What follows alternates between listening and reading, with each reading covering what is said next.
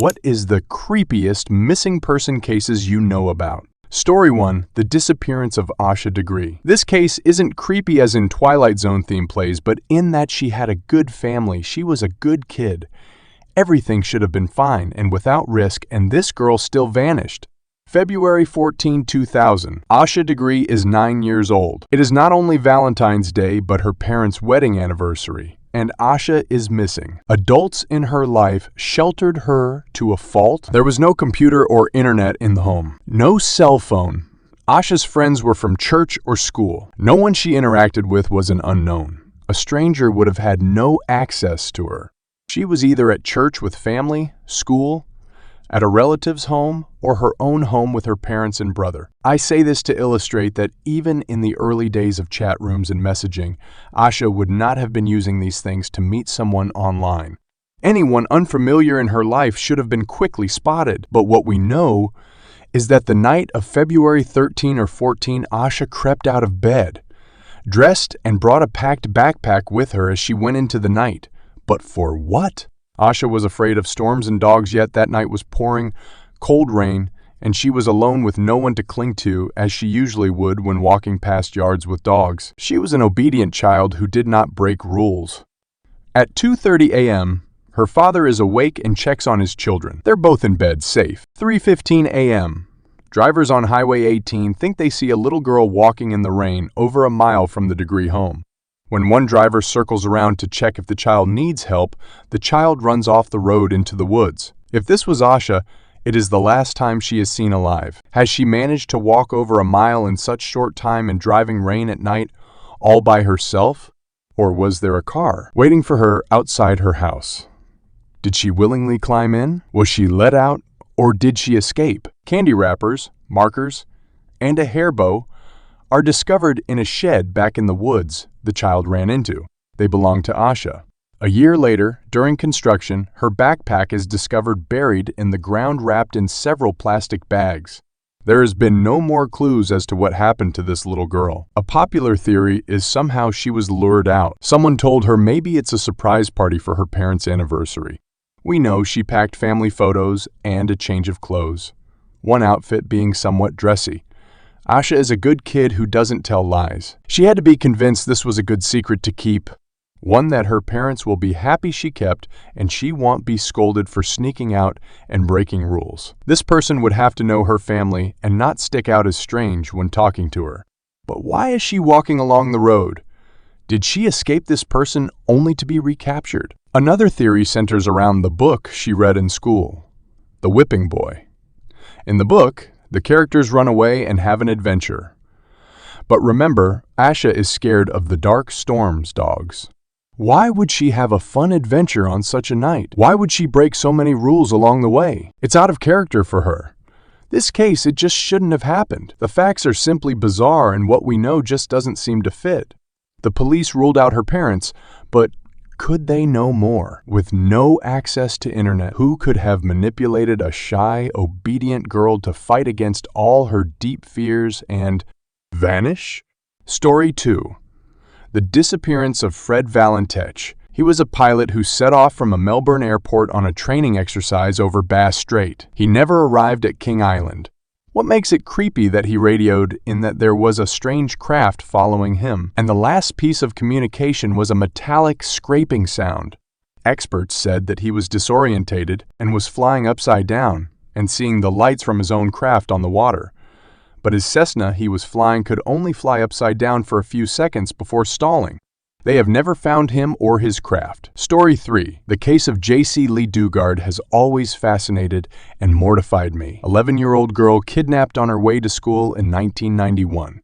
In 2009, she turns up alive. Turns out, married couple kidnapped her and kept her in a series of sheds in their backyard for 18 years as a sex slave. During this time, the man impregnated her twice and she had 2 kids, 11 and 15, when the 3 of them were finally rescued. These kids had never seen the outside world, and all they knew were what she was able to teach them with her own limited knowledge. Thankfully, she was reunited with her parents and last known to be focusing on raising her kids and generally staying as private as possible with her life. Story 4. This might get buried, but my grandfather has been looking for his sister since 1956. Just left one day before she turned 18 and never made contact again. At one point, he went to IDA Jane Doe, doesn't speak much about that, but has continued to look since so more than likely wasn't her. Got close a couple of times, but records are a little hard to verify at this point. Story 5.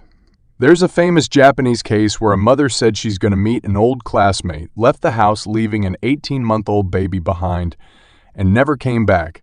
What was really creepy about it was when the husband was being interviewed on TV. There was a memo on the wall that said, "Don't believe in anything Yoko says." Yoko was the name of the missing lady's sister. Story 6. Weird personal one for me. In my senior year of high school, 3 teenage girls from my area disappeared. All of the cases were unrelated and happened within a month of each other.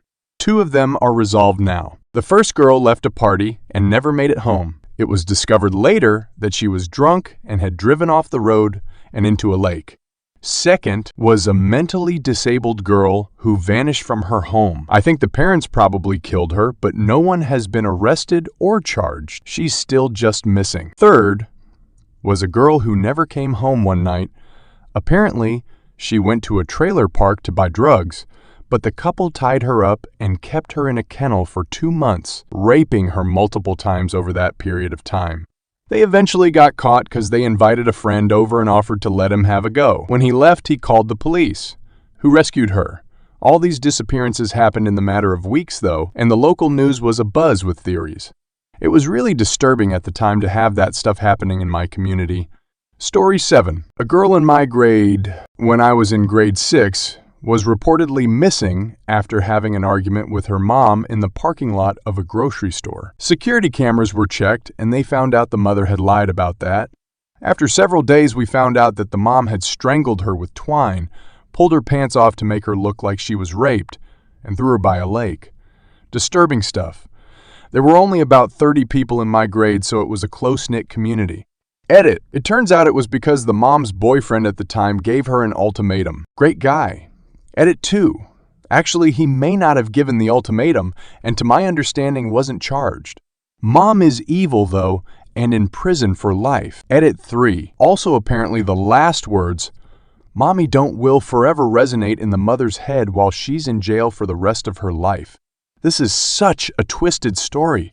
Story 8. This one is heart-wrenching. I was so absorbed in it when it was still going on, but it's been a while since I looked into it. Apparently Susan went missing, and her husband said he took his kids late-night camping, leaving in the middle of the night and returning the next day, in the middle of winter, and his wife was gone when he returned. So much points to him murdering her. Her phone and belongings were still at home. Her family didn't hear from her. She had made it clear that if something happened to her, her husband was responsible. He had been abusive and possessive. Oh, and a large wet spot on the carpet with a fan blowing on it when police arrived, and the kids saying they knew they'd never see their mom again, that she wasn't around when they were awoken in the middle of the night and put into the front seat of the van to go camping. Very sad ending, where it came out that the husband's father was involved with CP and the husband never being charged. He moved the kids out of state eventually and exploded the house they were living in, with all 3 of them inside. As far as I remember, no closure on Susan being found. No body, no justice, no answers. It baffles me. Story 9. Johnny Ghosh. Kid gets kidnapped while doing his morning paperboy route and more than likely forced into sex slavery for pedophiles. Mother claims that Johnny visited her at night 15 years later, talked with her for an hour while another man watched, and then vanished again. 10 years later, a manila envelope shows up on her doorstep with pictures of Johnny bound and gagged. The rabbit hole goes much deeper, especially if you get into Paul Bonacci and the Franklin cover-up, but that's the skinny. Story 10. My sister. She went missing during high school. She started hanging with the wrong crowd, got into drugs, and just disappeared one day. 2 years went by, not a word. Then on day, my mom spotted the truck of the guy she was seeing when she went missing. It was parked at a hotel. We have a few police in our family, so they went to check it out. Sure enough, it was her with this scummy guy. Guy was wanted, went to jail. Sister went to rehab. She is now a college grad, clean for over 10 to 15 years, has 2 beautiful kids and a genuinely great husband. She is a living success story. Story 11. My mom's friend's son has been missing since November. Kid's 13 and has epilepsy, and his mom has been very shifty in her statements about it.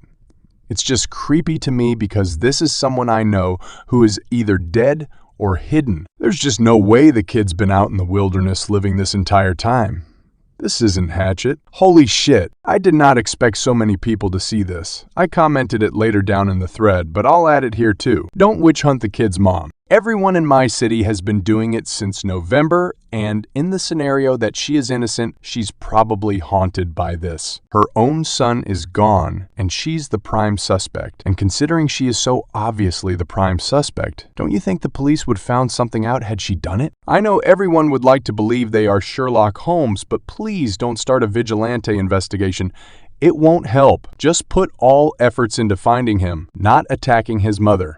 Edit 2. For anyone who might still see this, bones were found that are almost guaranteed to be his. Think the search is over, guys. Very coincidental that they found them a day after this too. Story 12. Pretty famous, but Henry McCabe. The most bizarre thing about his disappearance is the voicemail that was left, though. It had all sorts of noises where people speculate it could have been the sound of waterboarding or getting tased. His family also apparently misled the police a few times, and his friends, who were last seen with him, made a series of poor decisions which led to the disappearance. It was also odd that the FBI got involved in all this. As I said earlier, the creepiest thing I find is the voicemail of strange sounds that he left that no one can identify. Apparently, there were a few recordings of it posted on the internet, yet no one can find the full audio anymore, and only bits and pieces. Story 13. There's a couple girls that went missing in a town not too far from where I live. The kids were taking a walk across this railroad bridge. They were taking Snapchat videos as they were walking. As they neared the middle of the bridge, they turned and noticed a man following them onto the bridge. They got him on video. You could tell dude had malicious intent. They went missing shortly after they took the video. Sad stuff. They still haven't been found. It's been brought to my attention that their bodies were found shortly after they went missing. Evidently, the killer is still on the loose. This was in Delphi, Indiana. Story 14. The two Dutch girls who got lost in the jungle in Panama went for a day hike, didn't turn back, and apparently got lost deep in the forest during the rainy season. Creepiest thing is that their phones were discovered in a backpack downriver, fully intact, along with a camera that had photos. Normal, happy photos of them on the trail, taken just an hour before their internal phone records showed they started trying to call 911 or equivalent for help, and 90 other photos taken in the rainy darkness in the middle of the night, between 1 and 4 a.m. A week after they disappeared, methodically showing a cliff and some bushes, and some impromptu markers made of what little things they had brought with them. Fragments of their bodies, bones, and a boot with a foot still in it were found a couple months later, but nobody really knows for sure how they died. Accident on the trail, fell into the rapids, murdered, and then someone was playing with their phones. Don't know. This story creeped me out big time. Story 15. My great-aunt Kimberly Ann Langwell. She went missing in Beaumont, Texas in July of 1999. She went to Eckerd's one night and disappeared. Her car and personal belongings, except for her car keys and purse, were at the scene. No one has seen her since that night. Please Google her, and if you have seen her, please call your local police station. We, the whole family, just want closure. To her possible killer, if you are on here and reading this, please just let us know where to find her. We loved her so much and you took her from us. Please, just tell us where she is.